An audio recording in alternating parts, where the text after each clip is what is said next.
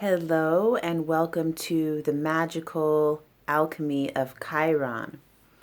In this class, we're going to look at the mythology of Chiron, how it shows up on your own astrological chart, the movements or the transits of Chiron through the chart.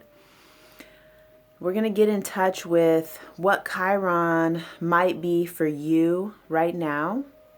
So even if you didn't know about your chart, you'll be able to relate to your own unique chirotic experience and find out ways to interact with this particular part of yourself.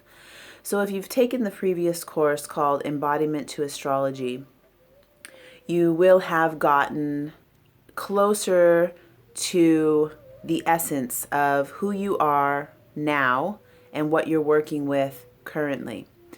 So what Chiron does here is, so here's Chiron, looks like a key. And this is my natal chart. And then here's Chiron out in the sky. So if you were to take this and place this above your head, your natal chart would be an exact replica of like a map of where everything was the moment you were born. And then out here on the outside, this is where the planets are currently, and we call this transits. So here's the sign of Pisces, and Chiron is currently in the sign of Pisces. And here's all these planets that Chiron has been going over since 2010. Chiron has been in the sign of Pisces, so slowly going over all these parts. This is Mars, the way I relate to the masculine. Vesta, which has to do with the sacred hearth. Sun, which is the, my illumination, what is biggest and brightest about me. The South Node. Then we have Juno. So Chiron is directly over the South Node right now and getting ready to go into Juno. So each time Chiron's moving through a different part of your life, it's like a different aspect of yourself is being synthesized, cooked down, and digested. And each time that happens, the essence of who we are is refined. So by the age of 50, Chiron will reach the same place it was in the sky when you were born. We call this a Chiron return. And it's around age 50 because mine actually starts when I'm 49. And I'm 37 now. So, it's like there's not going to be much happening once it passes my Mercury or my the way I communicate, think, perceive, my cognition. It's going to be a little bit of a, a spell of time where there's nothing going on, and then I have the Chiron return. So what happens at Chiron return is that everything that we've experienced in our life, because as it moves through, it's activating each part of the chart and each of the houses and what each of the houses represent. So at the time of your 50th birthday, somewhere around there, every single aspect of life will be brought up. Everything that, if there still are things that you haven't integrated into your life, parts that you haven't synthesized, I don't want to say made peace with, because I'm really looking at the way that we use the words make peace, forgive, all of these things. I'm not sure about them. I kind of feel like the forgiveness thing is an easy way to not have to feel our feelings. And during this Chiron initiation I've been having, I had some really potent experiences happen where people around me were telling me just forgive, just forgive him for, I had a Chiron going over my Mars to start off with in 2012, and I had a really heartbreaking experience with the outer masculine, which, led me to explore my own inner masculine and learn about the sacred marriage, which is a huge part of what I'm really passionate about. And there'll be a course on that very, very soon. But the whole forgiveness piece, like I could not forgive. I felt like it felt like it was tearing me up to even say the words, I'm going to forgive this person for these things that happened. And I've been investigating forgiveness in many different ways and with different teachers. And what it's come down to today is that if we're just going to say, oh, I forgave him for that, but we're not going to actually do the work, which is feeling every bit of the feelings that come up from whatever the event was that we're saying we're going to forgive, we haven't really forgiven. We need to feel whatever that brings up, whatever the events that we are looking to forgive, we need to feel the feelings that come up from that. Because throughout these events that have been happening during my Chiron initiation, each one of those things have been very potent in me discovering more about who I am. And had I just signed on with the whole belief that you just need to forgive, I would have missed out on a lot of things. So a lot of my psychic gifts opened up during this time, deep intuitions about my own body. So to me, intuition is something that is for the self, that we can, understand and interact with life for ourselves, where the psychic gifts that come through are more about working with others. So something that my mentor says all the time is that psychic gifts are not for yourself. I agree with that in some sense. Also, it does feel empowering to have a sixth sense of a psychic gift, whether that is through heightened senses of taste, sight, hearing, or the feelings, or if it is having, visions, or the moment where you just know something and don't know why you know it or how you know it, there's no explanation.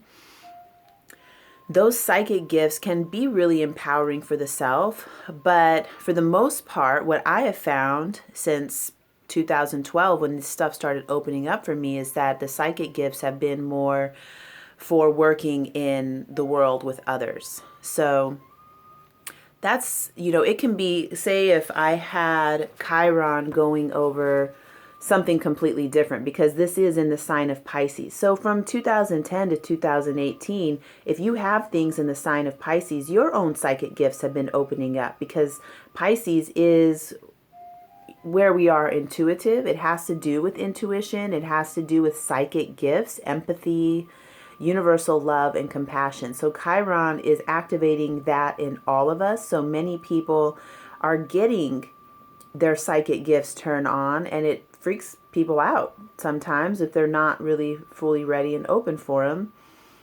But it still is going to happen in whatever way it happens and the way that you are working with it.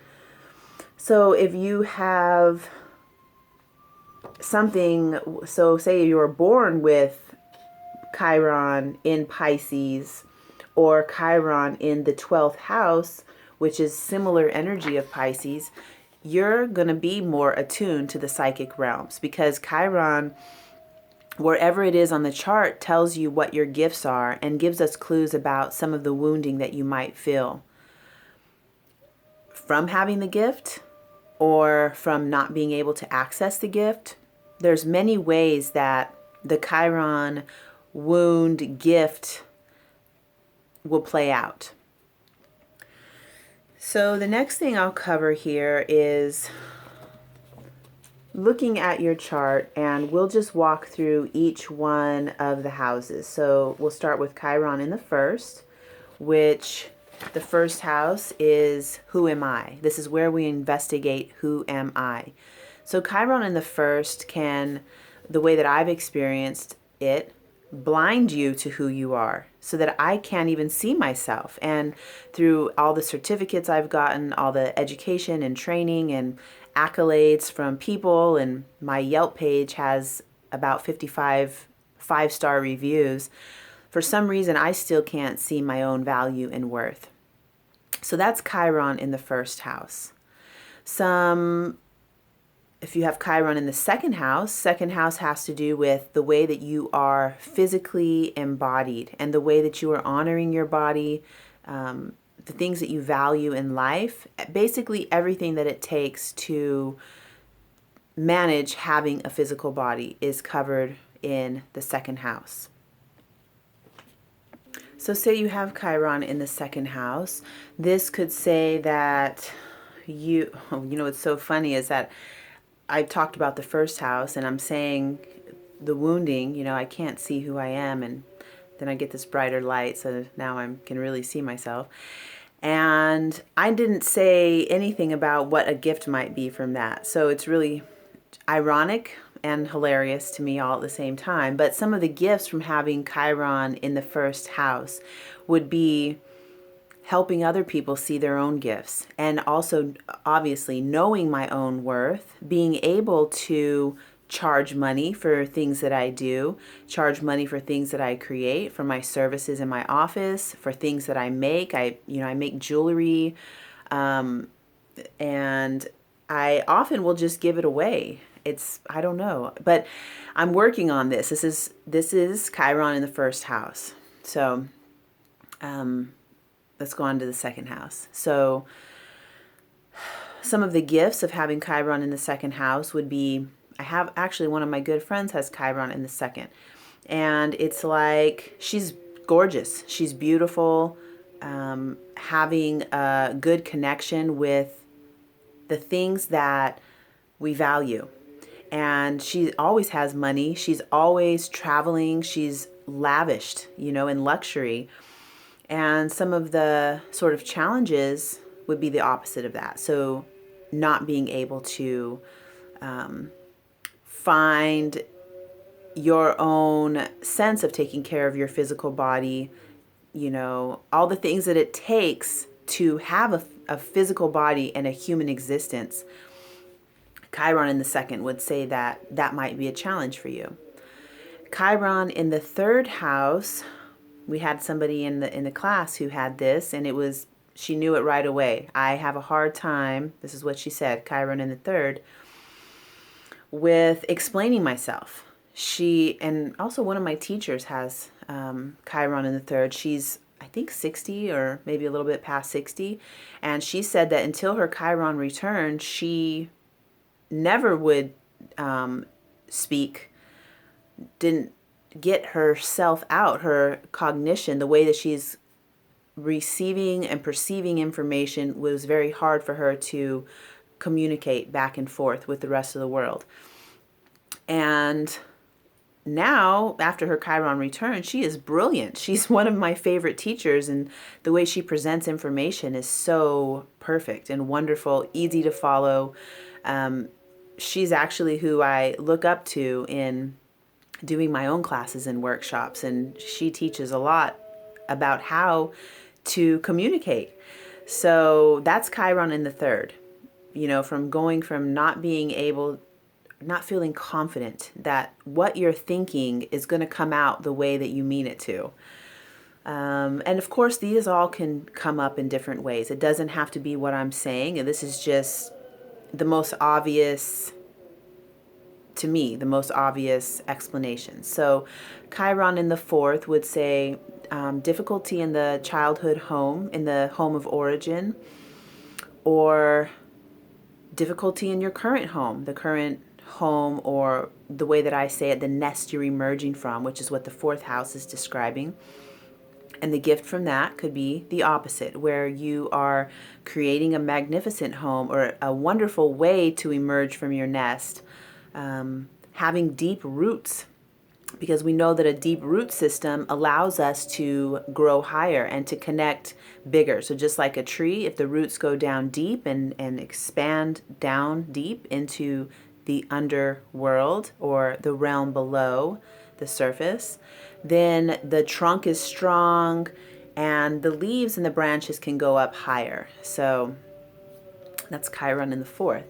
My mentor actually has Chiron in the 5th. One of my mentors, I should say. I study a lot. So Chiron in the 5th. The 5th house, this is the artist. You know, she is an artist, but she couldn't see her own art as being valuable or anything that anybody would want.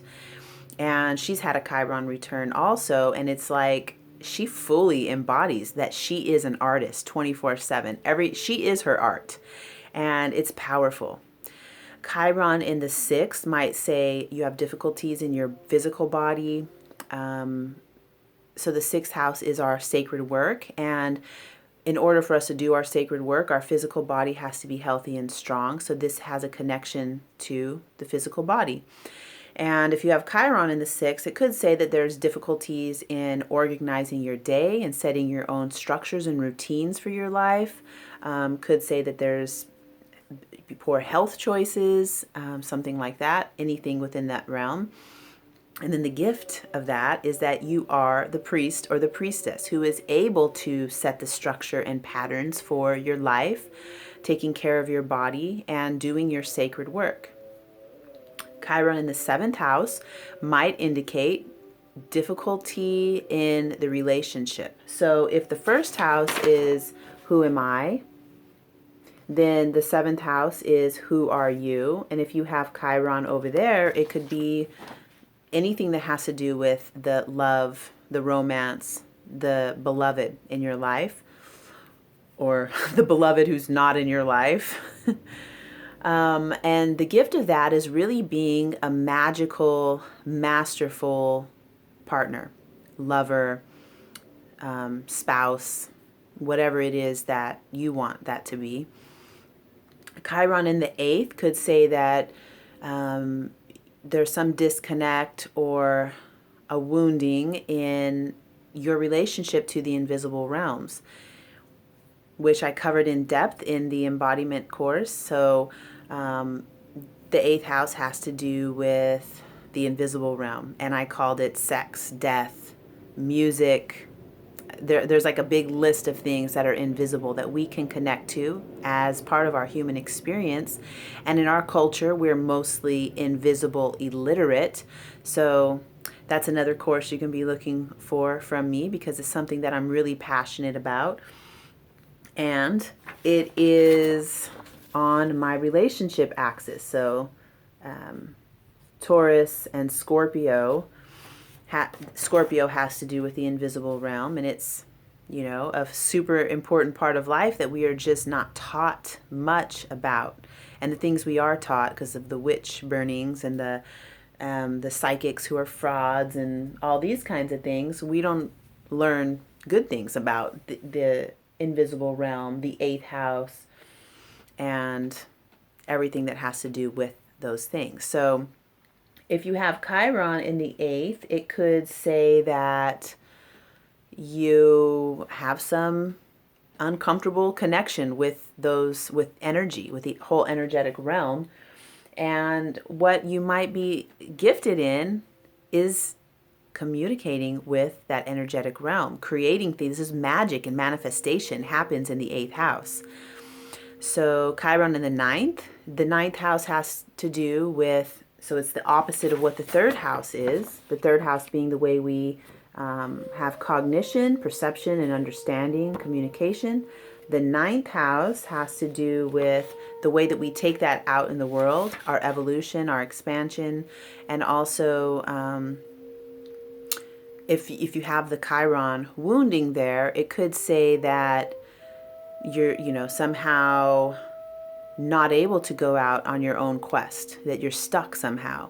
And the gift would be being a fantastic evolutionizer. That's not even a word.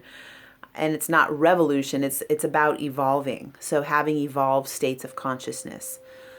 So Chiron in the 10th house is directly opposite of the 4th having to be the roots, the 10th having to be the big branches on the tree and the way that you go out into the world. Having Chiron on the 10th could say that you are afraid to go out into the world. You don't want to, you're hiding. You don't feel you have a place out in the world. Could be an introvert, having those feelings of being introverted, but really this is your gift, is, evolving the states of consciousness within yourself and in others, because if it's in the 10th house, that's your contribution to the world. Chiron in the 11th house would look something like, so Chiron's transiting my 11th house right now, and I've never considered myself to be introverted. 11th house has to do with community, going out into the community. And every place I've lived in my life, besides San Diego, which I got here when Chiron was in Pisces, in my 11th house, I don't feel connected to the community here in San Diego at all, besides my clients who I feel like they adore me and I adore them. But other than that, so Chiron in the 11th house could be some sort of damage or wounding to your role in the community and the way you are received by the community and the way that you receive your community. So some sort of a disconnect. And a gift of that could be being a leader in the community. This is something that people have said to me over and over when they ask me, well, so do you like San Diego? And I'm like, well, I don't really have any friends. I feel kind of lonely here.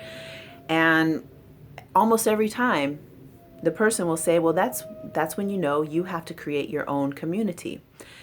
So I don't exactly know what that looks like just yet, but that could be one of the gifts and wounds from Chiron in the 11th. So then we'll move to Chiron in the 12th. And the 12th house has to do with so if you look across from that is the 6th. The 6th house being daily work, the physical body, and our sacred work. So that's the 6th. And then right across from that is the 12th. So if this is how you're doing your work, your sacred work, your setting your own patterns and rhythms in your personal life, this is how you take that sacred work out into the big world. And this is universal love and compassion. If you have Chiron in the 12th, it could say that actually Chiron in the 12th is said to be the most mysterious, because the 12th house itself is mysterious.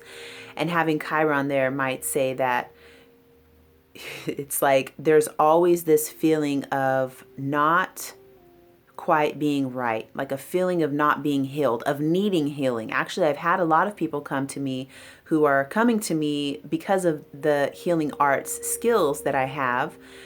And there's no way to heal that. There's no way to heal because there is this lingering feeling that you're never quite healed when you have Chiron in the 12th. But guess what the gift is? That you yourself are a healer, a crazy healer. Like this is the healer who can just cut right through to what needs to be addressed for the healing to happen. So that's Chiron in the 12th. So the next thing I want to share is something that came through as I was preparing for a workshop that I did live. And we did this little ceremony, and something beautiful came through that I feel is directly related to Chiron. And this is my very amateur drawing of what I saw in psychic space. Here is a womb, heart, down where the uterus and the prostate gland are. Prostate gland for men, uterus or womb for women. And the center of the chest, there's a heart, womb. And when I got this, I was only seeing heart, womb. And then up here in the head, I was also seeing a heart, womb. But then it became kind of heart, womb, mind. So a combination of those three things: heart, womb, mind, heart, womb, mind, heart, womb, mind. And all three of these areas of our body are places where it's like a sacred vessel. And in a lot of different forms of the ancient healing arts, they have different ways of it. So in the most common one that we know about in the West is the yoga chakra system. But the way I felt it in physical bodies, doing body work for all this time, is it is like a heart and a womb in these different parts of the body, and energy moves differently through these spaces. And what I saw was us connecting all three of those.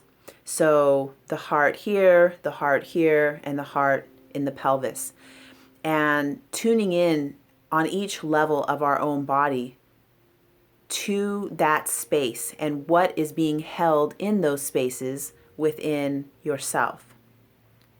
So to do that, I have a funny kind of breathing technique that was given to me in a dream one night that I love it, and I use it when I'm doing live workshops. So basically what you're going to do is close your eyes and imagine looking right at your own third eye. So your eyes are closed and the eyes are pointed, or at least just imagining that you're looking here. And all you're going to do is a rapid breath. It's different than the Kapalabhati breathing that we learn in India in the yogic tradition, in that in the Kapalabhati breathing, you're really forcefully exhaling. It's a real and the belly button is pushing straight back to the spine. But in this breathing, we're just breathing fast. So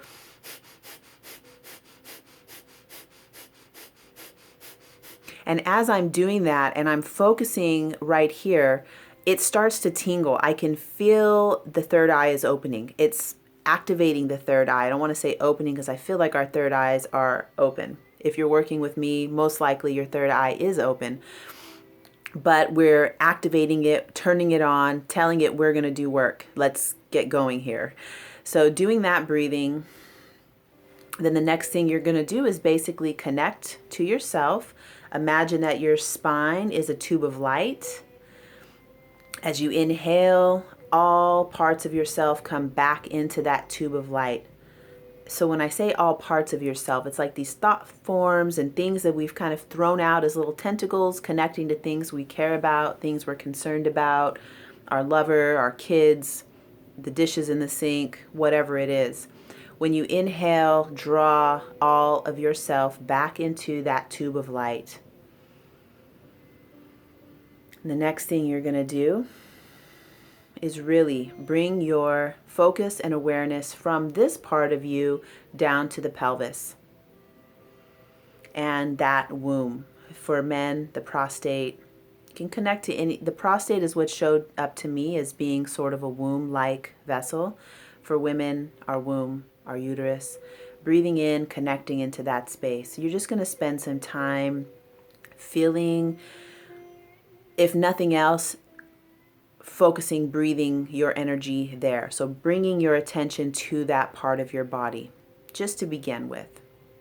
There's a deeper journeys we can do once we get into that space. There's all sorts of things we can do, but this purpose we have here is just to tune into that part. And I can already feel, just by bringing my awareness there, I can feel it activating and coming alive. The same way with the third eye when we're breathing into that space.